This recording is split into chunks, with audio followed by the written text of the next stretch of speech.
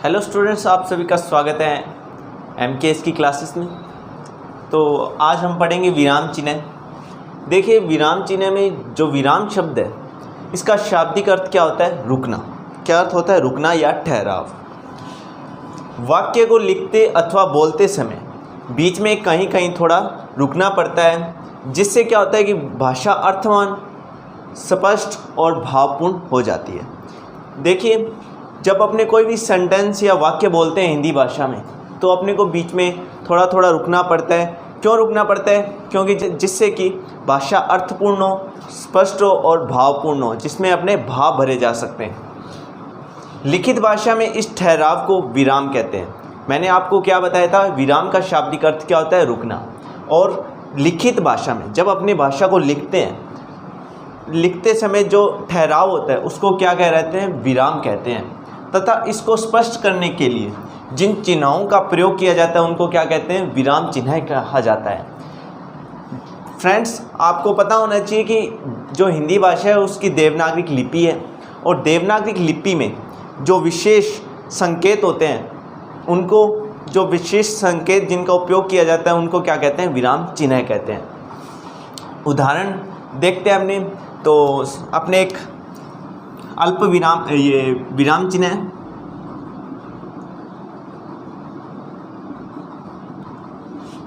जिसका नाम है अल्प विराम, जिसका निशान होता है ये, जिसका प्रतीक निशान क्या है? ये। और इसको आप इंग्लिश में क्या कहते हो? कोमा कहते हो।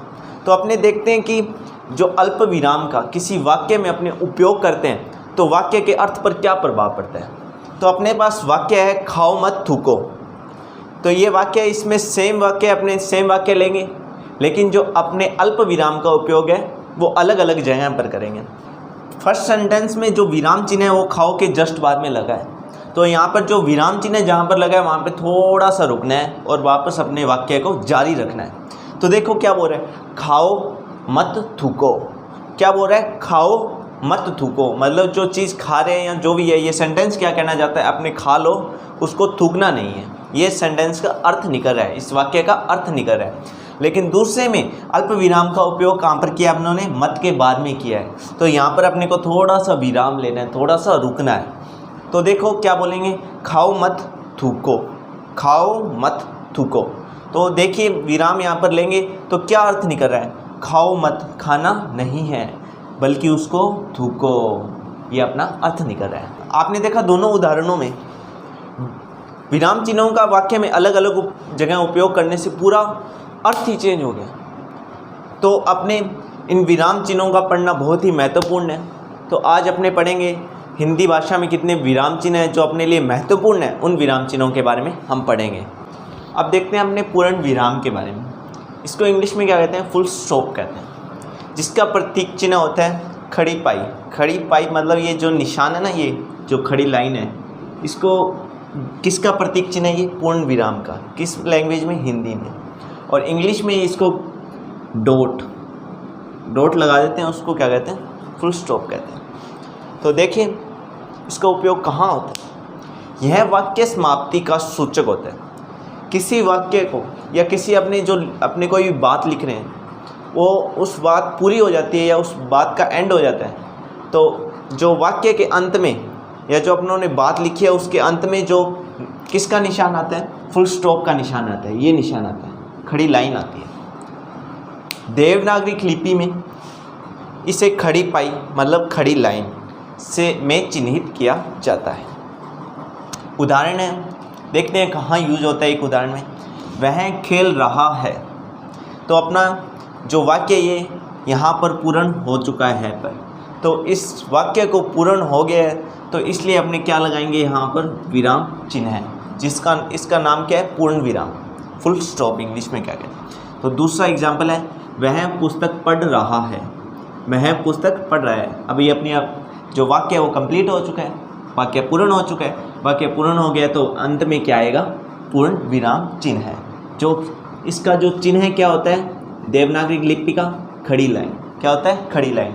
और इंग्लिश भाषा में इसका जो चिन्ह होता है वो क्या होता है? प्रतीक चिन्ह, फुल स्टॉप।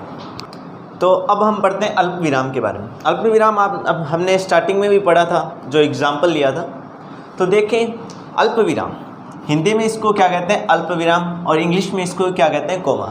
इसका जो संकेत है वो है ये संकेत है। इसको हिंदी और इंग्लिश में सेम संकेत से दर्शाया जाता है। तो देखिए, अल्प विराम का उपयोग कहाँ होता है, वाक्य के मध्य में अथवा किसी कारण थोड़ा रुकना हो वहाँ किसका उपयोग होता है, अल्प विराम का उपयोग होता है। ये क्या है, अल्प विराम का निशान दिया गया है और ये बताया गया है ब्रैकेट में कि ये क्या है, अल्प विराम है। सेंटेंस क्या कहना चाहता है कि यदि अपना कोई वाक्य चल रहा है, उसके वाक्य के मध्य में अपने को थोड़ा रुकना हो या किसी कारणवश रुकना हो या थोड़ा अपने को विराम लेना हो, उस विराम को अपने लिखित रूप में जो दर्शाते हैं वो किस चिन्ह से दर्शाते हैं, इस चिन्ह से दर्शाते हैं। और इस चिन्ह को अपने क्या कहते हैं, अल्प विराम कहते हैं हिंदी में, और इंग्लिश में क्या कहते हैं, कोमा कहते हैं। तो देखते हैं, इसका एग्जाम्पल लेते हैं अपने एक। तो देखिए, ठहरो मत आगे बढ़ो। मैं मत के बाद में क्या है, अपना अल्प विराम आया है, तो यहाँ पर अपने को थोड़ा सा क्या करना पड़ेगा, विराम देना पड़ेगा। बोलते समय जो अपना लय है उसको थोड़ा सा विराम देना है और वापस उस लय को बरकरार रखना है।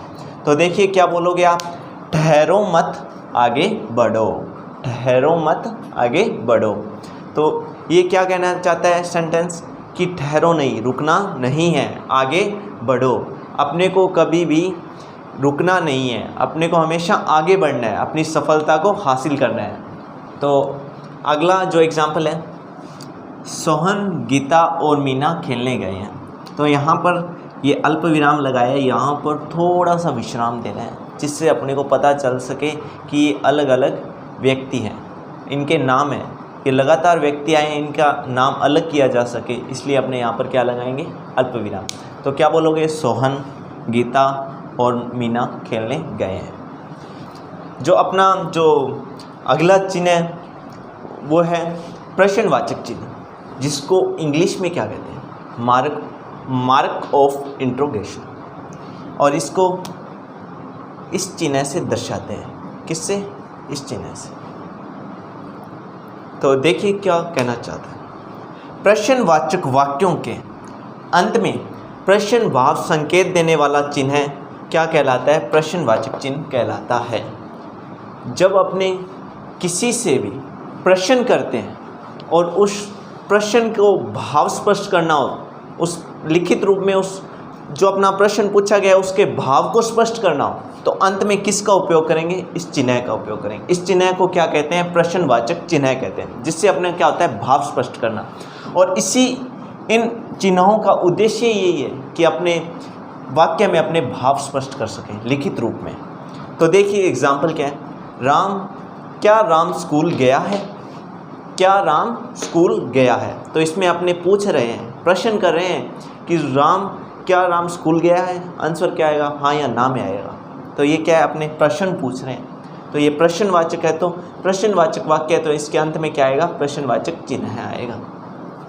सेकंड एग्जाम्पल, कौन आया है, अपने पूछ रहे हैं भाई कौन आया है, तो ये क्या है, प्रश्न है, तो प्रश्नवाचक वाक्य के अंत में कौन सा चिन्ह आएगा, प्रश्नवाचक चिन्ह आएगा, क्योंकि अपनी बात यहाँ पर पूर्ण नहीं होती।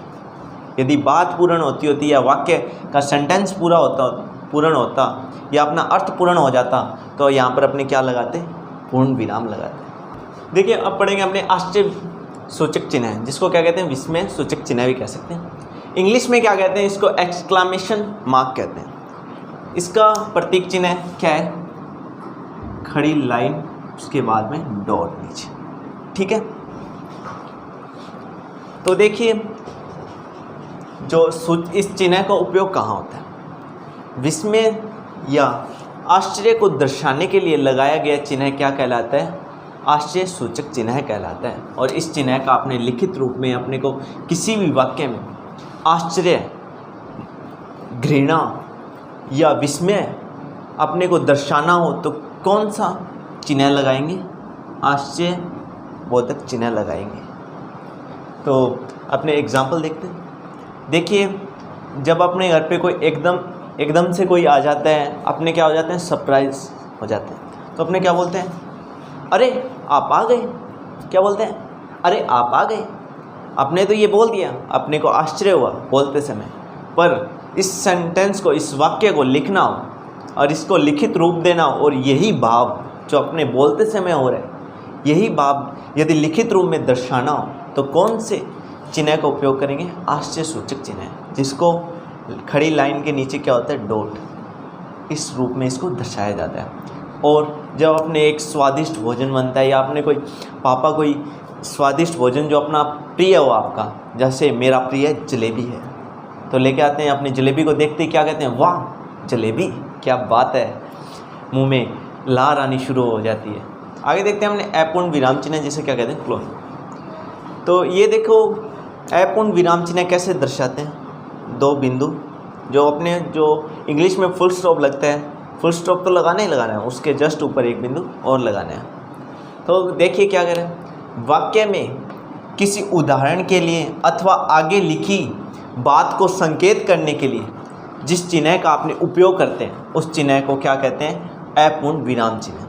यदि अपने किसी वाक्य में या कोई भी चीज़, किसी भी वाक्य, मतलब अपने कोई वाक्य लिख रहे हैं, उसमें वाक्य को लिखते समय आपने को आगे कुछ और लिखना है और उसकी तरफ संकेत करना है, तो अपने किसका निशान, किसका चिन्ह, कौन सा चिन्ह लगाते हैं, अपूर्ण विराम चिन्ह लगाते हैं। जैसे वचन दो प्रकार के होते हैं, तो अपने यहाँ पर अपना सेंटेंस पूरा नहीं हुआ है, अपने को आगे बताना है, आगे संकेत करना है कि वचन कौन कौन से होते हैं। दो वचन है, दो प्रकार के होते हैं, अपने को बताना है दो प्रकार कौन कौन से होते हैं। तो पहला है एक वचन और दूसरा है बहुवचन। तो ये ऐसे कोई भी वाक्य आ जाए तो वहाँ पर कौन सा चिन्ह उपयोग होगा, अपूर्ण विराम चिन्ह का उपयोग होगा। तो अब देखते हैं अर्धविराम, सेमीकोलन। देखिए अर्धविराम को कैसे दर्शाते हैं, जो अपना कोमा होता है ना, उसके ऊपर फुल स्टॉप लगाना है, ये बिंदु लगाना है, ये किसका निशान है, अर्धविराम का निशान है। तो देखते हैं अर्धविराम क्या होता है और इसका उपयोग कहाँ होता है। किसी वाक्य में अल्प विराम की अपेक्षा, अल्प विराम क्या था, ये जिसको क्या कहते हैं इंग्लिश में, कोमा। क्या कह रहा है, किसी वाक्य में अल्प विराम की अपेक्षा अधिक रुकने की दशा में किसका उपयोग किया जाता है, अर्धविराम का प्रयोग किया जाता है। तो देखिए क्या कह रहा है कि जो अर्धविराम है ना, इसका उपयोग कहाँ होता है, जब अपने किसी वाक्य में जो अल्प विराम होता है, मतलब कोमा की अपेक्षा अपने को अधिक रुकना हो, और जो पूर्ण विराम होता है, जो पूर्ण विराम होता है, जो वाक्य को पूर्ण होने की क्या देता है, संकेत देता है, उससे थोड़ा सा कम रुकना पड़े, तो वहाँ पर कौन से चिन्ह का उपयोग होता है, अर्धविराम का उपयोग होता है। और अर्धविराम को इस चिन्ह से, इस प्रतीक से क्या करते हैं, हमने दर्शाते हैं। तो देखिए जैसे सूरज निकला, धूप खिल उठी, पक्षी चहचहा उठे। तो देखिए यदि यहाँ पर मैं कोमा लगाता तो क्या, कैसे बोलता, सूरज निकला, धूप उठी, धूप खिल उठी, पक्षी चहचहा उठे। लेकिन अपने को थोड़ा सा अधिक रुकना है, और जो पूर्ण विराम है उससे थोड़ा सा कम रुकना है। तो अपने कैसे बोलेंगे, सूरज निकला, धूप खिल उठी, पक्षी चहचहा उठे। समझ आया। तो अपने जो आगे वाला है वो देखते हैं योजक, जिसको क्या कहते हैं, हाइफन। क्या कहते हैं, हाइफन। इसको कैसे दर्शाते हैं, इसको एक बिल्कुल बीच में सेंटर में लंबी लाइन, आड़ी लाइन जिसको कहते हैं, वो ये इसका क्या है, प्रतीक चिन्ह है। क्या है, प्रतीक चिन्ह। देखते हैं योजक क्या होता है। युगम मतलब जोड़े। जब शब्दों का जोड़ा हो, उस जोड़े के लिए उनके बीच का जो संबंध है उसको दर्शाने के लिए जिस चिन्ह का उपयोग किया जाता है उसको क्या कहते हैं, योजक चिन्ह कहते हैं। जैसे, और इसकी एक विशेषता और है, जो दो शब्द होते हैं उनके बीच में और होता है, उसका क्या हो जाता है, लोप हो जाता है, मतलब वो और शब्द हट जाता है और वहाँ पर क्या लग जाता है, योजक चिन्ह लग जाता है। तो देखते हैं और एग्जाम्पल लेते हैं, क्या क्या है। जैसे माता और पिता, माता और पिता, इसको लिखित रूप में अपने और का क्या करेंगे, लोप करेंगे, और आप क्या लगाते हो, माता और पिता के बीच में ये लगाते हो। ये क्या है, एक जोड़ा है, माता पिता का क्या है, एक जोड़ा है। जैसे भाई बहन, भाई और बहन, सुख और दुख, तो इस और का क्या हो जाता है, लोप हो जाता है और बीच में क्या आ जाता है, योजक चिन्ह आ जाता है। तो आपने देखते हैं निर्देशक, निर्देशक के बारे में पढ़ेंगे, जिसको इंग्लिश में क्या कहते हैं, डैश कहते हैं। और इसका जो प्रतीक चिन्ह है वो एक लाइन होती है बिल्कुल लंबी, थोड़ी सी लंबी होती है।